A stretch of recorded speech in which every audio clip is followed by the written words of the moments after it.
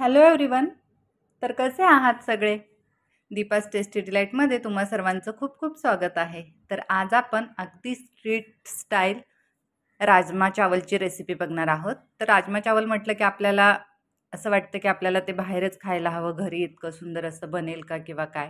तर ही रेसिपी बघा, तुम्हाला नक्की आवडेल आणि तुम्ही बाहेर खायचंच विसरून जाल, एवढी सुंदर अशी ही डिश बनते.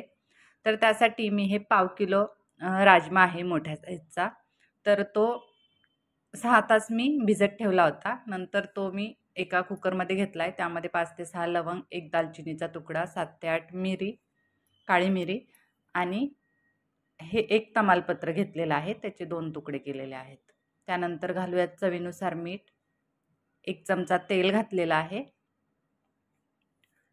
आणि 1 ग्लास पाणी घालून आपल्याला याच्या 5 ते 6 शिट्ट्या करून घ्यायच्या आहेत.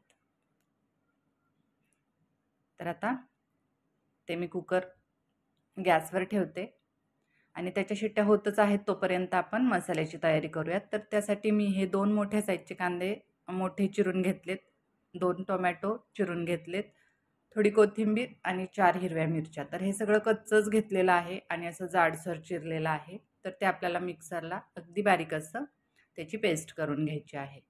तर आता मी तो मसाला वाटून घेते. तर बघू शकता अगदी छान अशी फाईन पेस्ट त्याची रेडी झालेली आहे.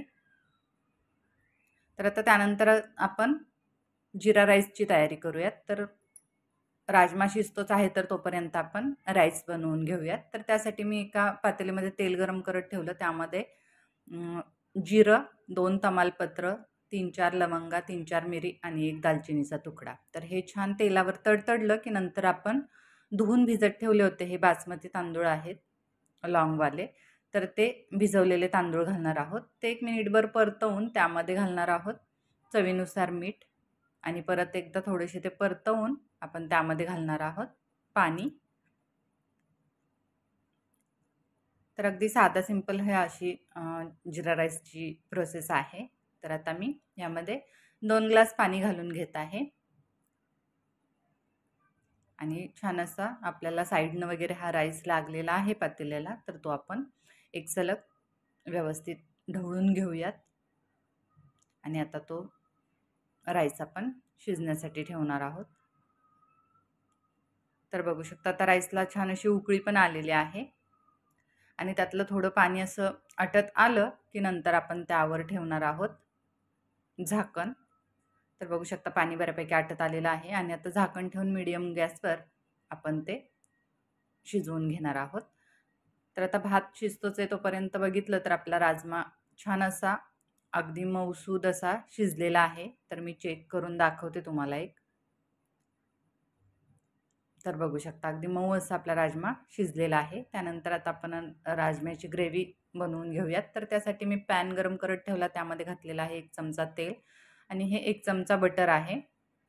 तर बटर आणि तेल गरम झालं की नंतर त्यामध्ये आपण घालणार आहोत अर्धा चमचा जिरं. जिरं छान तडतडलं की नंतर घालणार आहोत त्यामध्ये आपण 1 चमचा आलं लसूण पेस्ट. तर आलं लसूण पेस्ट आणि जिरं फोडणीमध्ये छान असं परतवलं की नंतर आपण त्यामध्ये घालणार आहोत हा वाटलेला मसाला. तर आता हे मसाल्यामध्ये कांदा, टोमॅटो वगैरे सगळं पूर्णपणे कच्चंच होतं. त्यामुळे आपल्याला अगदी ते तेल सुटेपर्यंत छान परतवून घ्यायचं आहे. तर ते परतवत असतानाच आपण त्यामध्ये घातलेला आहे अर्धा चमचा हळद, गरम मसाला पावडर आणि हे धने आहेत तर ते थोडे असे जाडसर कुटलेले आहेत. तर ते 1 चमचा घातलेले आहेत. तेही मसाल्यासोबत परतवून नंतर आपण त्यामध्ये घालणार आहोत हे मिरची पावडर. तर ही फार तिखट नाही आहे पण कलरसाठी म्हणून आहे. त्यानंतर घालूयात 1 चमचा कांदा लसूण मसाला. तर हे मसाले तुम्ही तुमच्या तिखटपणानुसार कमी जास्त करू शकता. त्यानंतर साधारणतः ही 1 मोठा चमचा कसुरी मेथी आहे. तर ती मी हातावर कुस्करून ती घातलेली आहे. आता हे सगळे मसाले छान असे अगदी परतवून घ्यायचे आहेत की तेल सुटेपर्यंत वगैरे त्याचं कच्चं पण पूर्ण जाईपर्यंत.